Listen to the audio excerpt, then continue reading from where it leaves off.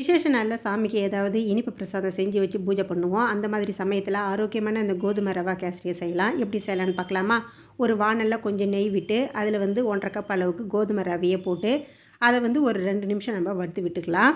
இப்போது இதில் சூடான தண்ணியை நம்ம ஊற்றிக்கலாம். 1 1/2 கப்பு ரவைக்கு 4 கப்பு சுடு தண்ணி நம்ம ஊற்றிக்கலாம்.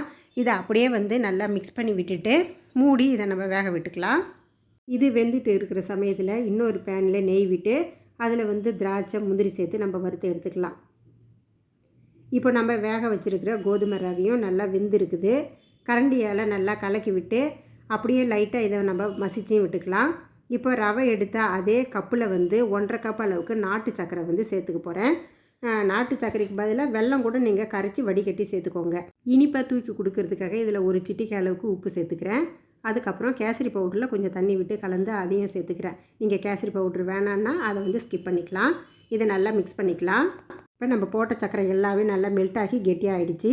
இதில் ஏலக்காய் பவுடர், அதுக்கப்புறம் வறுத்து வச்சுருக்கிற முந்திரி திராட்சை சேர்த்து கூடவே ஒரு 2 டேபிள் ஸ்பூன் அளவுக்கு நெய் சேர்த்து எல்லாத்தையும் நல்லா மிக்ஸ் பண்ணி இறக்குனா அருமையான கோதுமை ரவா கேசரி ரெடி. கண்டிப்பாக வீட்டில் நீங்களும் ட்ரை பண்ணி பாருங்கள். அப்படியே நம்ம சேனலுக்கு சப்போர்ட் பண்ணுங்கள். தேங்க்ஸ் ஃபார் வாட்சிங்.